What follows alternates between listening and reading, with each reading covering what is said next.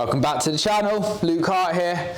Board review time. We've got a little beauty here, something that we've been making for a while and haven't got around to doing the video yet. It is the Thick Lizzy from Lovemachine Surfboards. I'm going to take you through the design features, about the board, just a general look at such an aesthetically pleasing little glider. Basically, those of you that know Ryan's boards by now know that his boards take on a slightly different characteristic when you're surfing it to other surfboards. They're kind of like a blend between surfing and snowboarding almost. You're never out of control, but you're always got that sort of glidey, powdery, cutbacky sort of feel. To me, it always stems from the V-bowls. It's the feeling that I got the first time I ever surfed a V-bowls, and then he puts whatever that little magic ingredient is into all of his boards. And I consider the Thick Lizzy almost like an easier to surf, slightly more user-friendly V-bowls, but not quite as unique in nature. He would explain this as a mini glider, and that basically means something that paddles really well and maintains speed.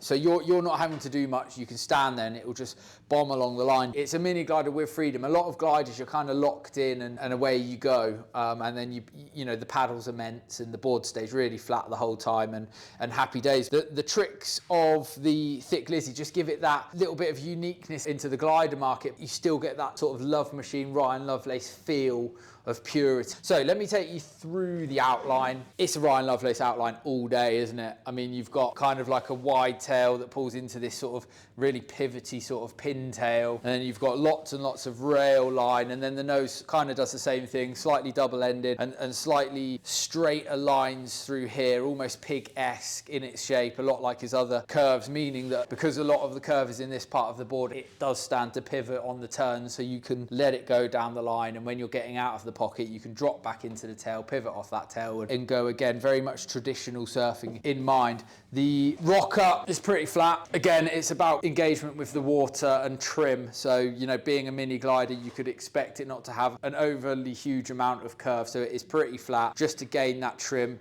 and that glide through the water at all times. Bottom shape, as always, pretty interesting with Ryan. I mean, I say that. It's relatively simple. You've got a slight sort of single through the tail area, and then the middle of the fins, it starts adding some like a spiral V through here, and then you kind of get to the middle and you've got, hear that? That's like a relatively significant amount of V with that sort of double channel inside it, so like a slight spiral, some shapers would call it. I'm always confused about names of channels, but basically this is a V bottom with slight double either side of the stringer, and then back into that sort of flatter nose entry with almost a tiny little bit of single in there just to flatten it out. And then obviously you can see that triplane that he creates on the bottom, which takes the flatness and harshness of the double and rolls it into the bottom. So it's almost, when you're on rail, it's almost acting like a hull bottom when you're on rail, nice and soupy, and making sure that rail gets really, really engaged. So at slower speed, you really knifing into that face and garnering all that speed you can on small waves, but you then get back to the tail to do the pivot with the 2+1 or the single fin setup, however you want to surf this board. The deck line it's such a nice board to shake, this thing. Really, really smooth and clean. You can feel it. There's huge amounts of foam in this board as well. Yeah, so the volume spread on these sizes. So bear in mind, you can get the Thick Lizzy from 7 foot all the way to 8.6. What I would say, in nature being a glider, it's the smaller waves. You could definitely surf the 7 foot, the 7.4, 7.6 in bigger waves, for sure. So when you get to the 8.6, board's got 71 litres. It's an absolute tank. You're gonna paddle into anything,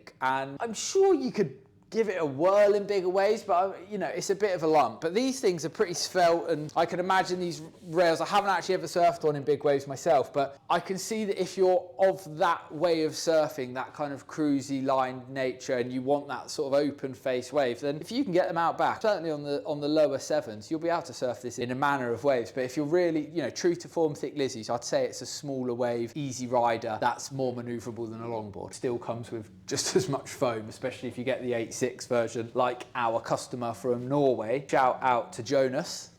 I know you wanted your board in the video, so here it is. So yeah, deck line's relatively flat and holds that volume. So the 7 foot has lower 40s, and you get up to the sort of mid-range boards, and they've got between 46 and 50 litres, and then you go all the way to the 71 litres in the Big Daddy 8.6. The rails are Ryan rails all day, really pinched, really refined. Again, cutting into the face at smaller speeds and locking in. The feeling of locked in and not out of control is what you're feeling. And then the fin setup of the Thick Lizzy, you can ride it as a single fin, or you can ride it with the Bonza side bikes with FCS1, or if you saw the 8.6, something that I recommend, because they don't take up too much space in a bag, is having the glass on Bonza Run and surfing it true to form. That just gives you that, I don't want to say stabilization, but it gives you something more to lean on, so you can go a little bit faster. Therefore, it's not as hard. It might not be as pure to surf as the single fin, but it's certainly not as hard to surf. It makes it easier to surf. Therefore, I think you enjoy it a little bit more in a range of conditions. If you're an absolute purist, then go for the Bonza Runners. They stick out of your board about this much. They've got so much cant on them. It's easy to pack if you are traveling with it. But if you are at all worried, you can have the 2 FCS1 tabs and buy the Bonza Quad Runners for it with your favorite single fin. Ryan will, if you go onto the Lovemachine website, he'll give you a few different options on fins, but anything from like the Green 04A to the, oh God, I've forgotten what it's called. This is terrible for a video. The sort of really axy kind of tipped one. I'll put a link here in the video so you can see what that fin's called in a minute. Something basically with lots of pivot and quite long and deep into the water with plenty of flex. In terms of where it sits in the market, there is nothing that combats Ryan's boards. You either want one or you don't. They are for people who want to catch lots of waves. They're for people who want a really fluid kind of surf, who aren't aggressive, want to have lots of fun and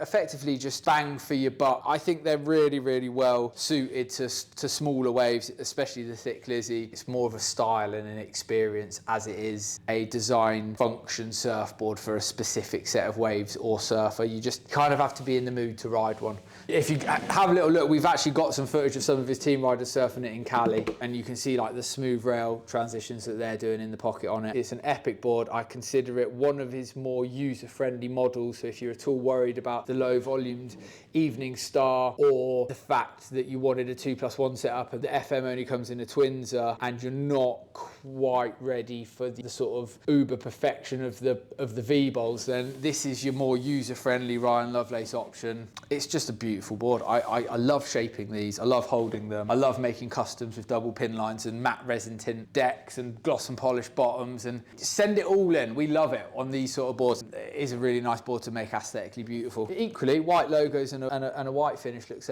amazing as well with the dark edge stringer. So just an epic board. So that is the Thick Lizzy Lovemachine surfboards, available from us or from any of our amazing stockists in the UK. Cheers guys. Like, comment, subscribe. It's been emotional. Hasn't really, has it? It's just been lovely. I'll never get bored of it. Until next time, catch you soon. Cheers guys.